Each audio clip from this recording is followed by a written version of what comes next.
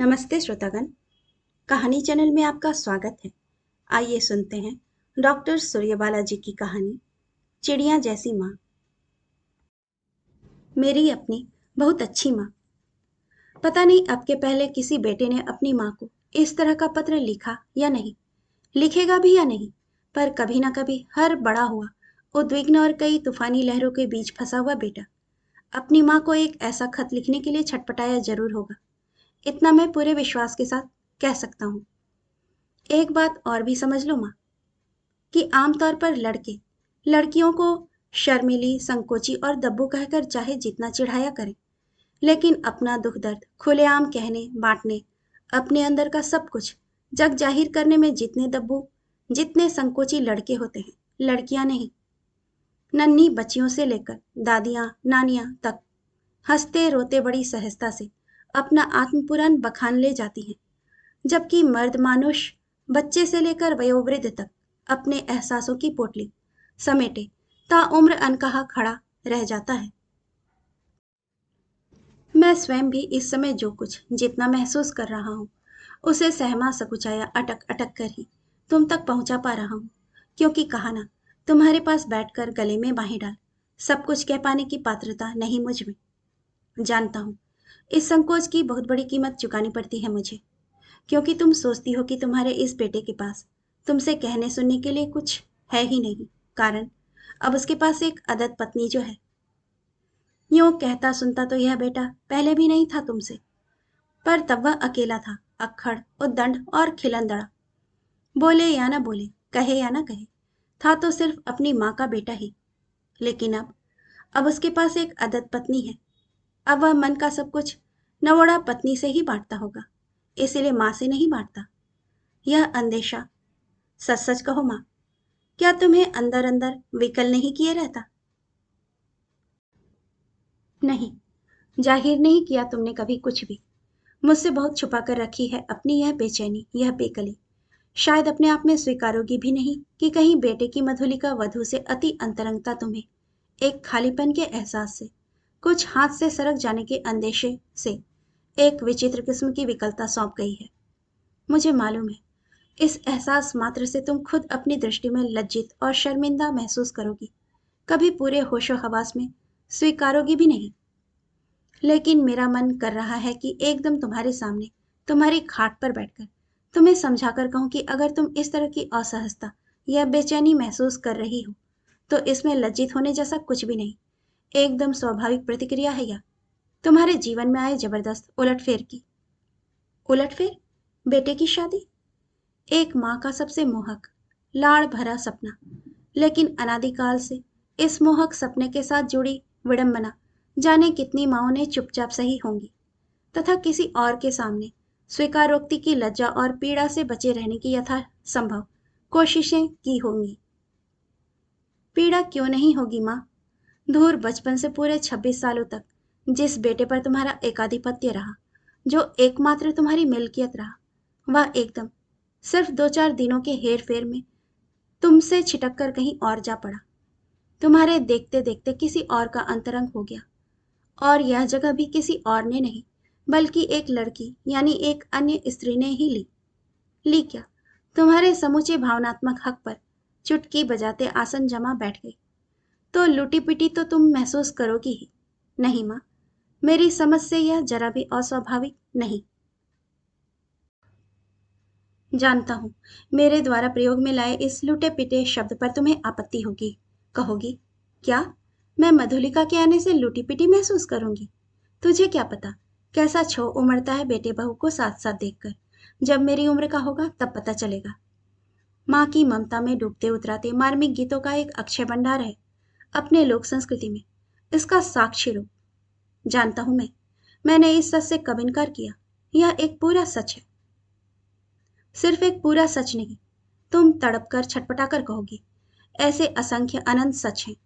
तुझे मालूम है पूरे 30 सालों से अनारदाने जैसे मानिकों से सजा सतलड़ा सहेज कर रखा था, पुत्रवधु का घूंघट उठाकर उसके गले में पहनाने की साथ से। लेकिन जैसे ही पता चला कि मधुलिका को जयपुरी कंगनों का शौक है, वह एकमात्र सतलड़ा तुड़वाकर कंगन गढ़वा दिए। सिर्फ इसलिए कि मुझे मधुलिका वधू की आंखों में छलकती उस खुशी की विकल प्रतीक्षा थी जो उसके अपने चाहे कंगनों को सरप्राइज में पाने पर होती। मधुलिका की हंसी, मधुलिका की खुशी, मधुलिका की सुख सुविधा मेरे जीवन की एकमात्र आकांक्षा बन गई थी। इस रंग की साड़ी, ऐसा घाघरा कांचली पर जरी का काम, ओढ़नी पर तिल्ले का, वधू को ऐसे सजाऊं, संवारूं, ऐसे पहनाऊं, ऐसे उड़ाऊं। हाँ हाँ माँ, यह एक पूरा सत्य है।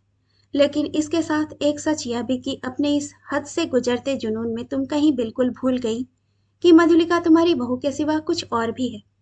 एक पत्नी, एक लड़की, एक परिपक्व व्यक्ति और एक माँ की बेटी भी। उसकी अपनी रुचि, अपने शौक, अपनी इच्छा, अपनी स्वाधीनता। मैं कहाँ बाधक थी इन सब में? मैंने तो उसकी बेटी से बढ़कर चाहना की थी, सास का नहीं। माँ का लाड़ लुटाना चाहती थी उस पर। बस यही तो तुम्हारी सबसे बड़ी भूल थी माँ। एक माँ होकर भी तुम इतना नहीं समझ पाई कि माँ हमेशा एक ही होती है। माएँ कई नहीं हुआ करती। तुम चाहे जितना लाड़ लुटा डालो, 20-22 वर्षों तक जन्मदायिनी माँ के साथ रही बेटी, हफ्तों महीनों के अंदर किसी अन्य स्त्री को अपनी माँ कैसे मान बैठेगी? सुनो और समझो माँ, तुम किसी बहू के लिए दुनिया की सबसे अच्छी सास भले हो सकती हो, माँ से बढ़कर हो सकती हो, लेकिन माँ नहीं। इसी बात को उलट कर कहूँ तो बहू को भी तुम बेटी से बढ़कर भले मान लो, लेकिन बेटी नहीं हो सकती वह तुम्हारी। ना, मेरी तरफ विस्फारित और फटी फटी आंखों से मत देखो माँ। ना यह तुम्हारी अवमानना है, ना तुम्हारी भावनाओं का अस्वीकार। सिर्फ एक अनुरोध, एक याचना। जीवन हमेशा भावनाओं से नहीं चला करता। रिश्तों के स्वरूप भी उम्र के साथ थोड़े बहुत बदलते जाते हैं। इस ठोस वास्तविकता को समझो माँ। कुछ बेहद मधुर सत्य कभी कभी क्रमशः अत्यंत करुण बल्कि कड़वे सच में बदलते चले जाते हैं हमारे देखते देखते, और हम लाचार अवश्य खड़े रह जाते हैं। मैं खुद भी तो। पूछोगी क्यों?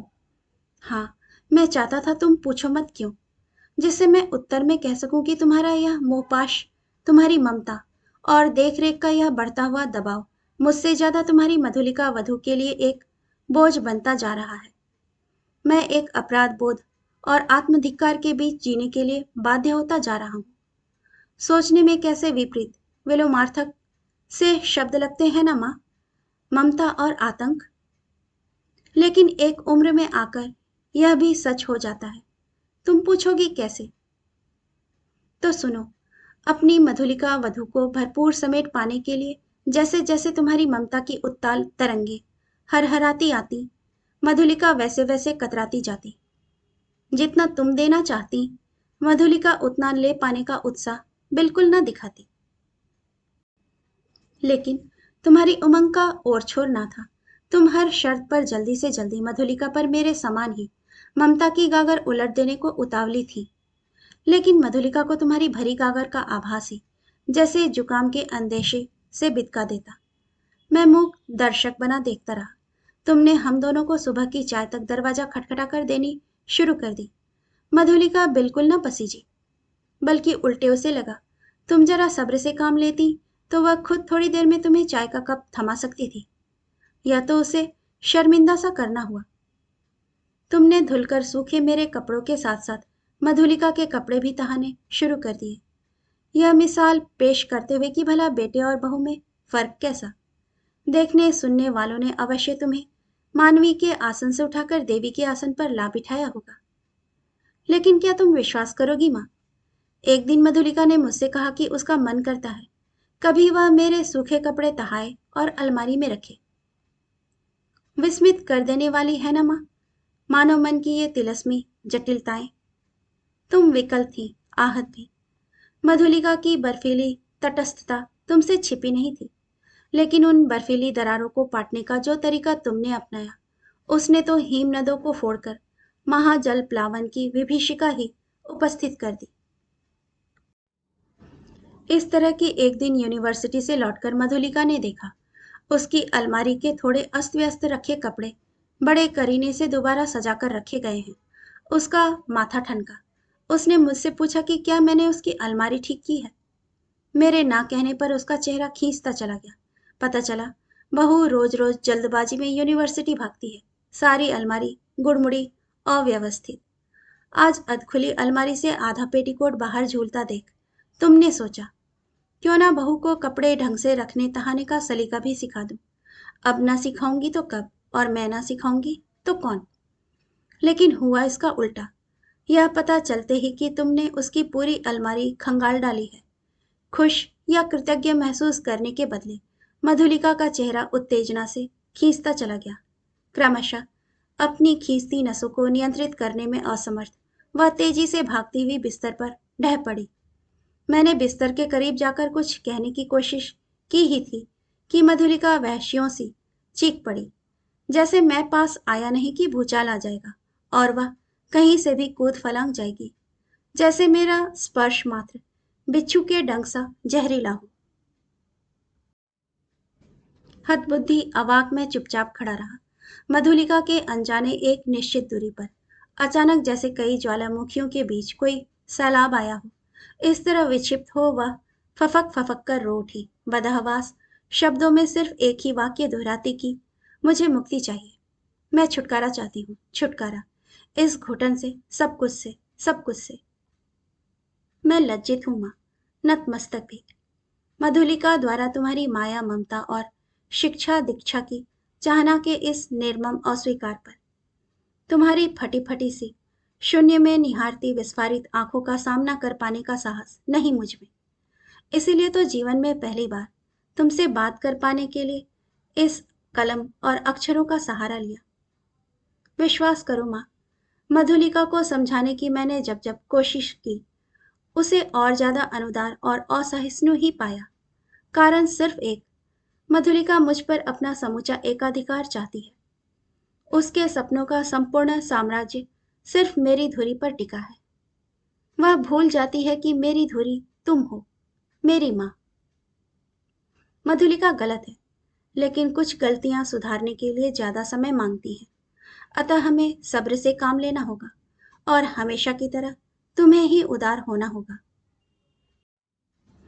वह इस तरह की प्रकृति के कठोर नियमों के हवाले से तुम्हें खुद को समझाना होगा माँ, कि जैसे पेड़ पौधे कीट पतंग और पशु पक्षी अपने शिशु शावकों को दाना चुग्गा दे उन्हें पंखों पे सहेज कर उड़ा देते हैं, उड़ाकर विमोह हो जाते हैं, ऐसा ही कुछ एक मानवीय माँ को भी होना पड़ेगा।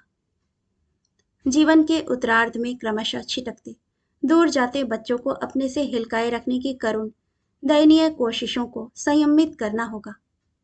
माया मोह की अपनी पिटारी चुपचाप समेट लेनी होगी। कैसा लगता है? आज मैं तुम्हें जग की रीत सिखा रहा हूँ। पूरे 26 सालों तक तुम्हारी महामोही गोद में पलने पुसने के बाद तुम्हें विमोह हो जाने की शिक्षा दे रहा हूँ, एक चिड़िया जैसी हो जाने की। मुझे क्षमा करना माँ, लेकिन मेरी कही बात पर एक बार सोचना अवश्य। एक चिड़िया जैसी हो पाने वाली बात। कहानी सुनने के लिए आपका धन्यवाद।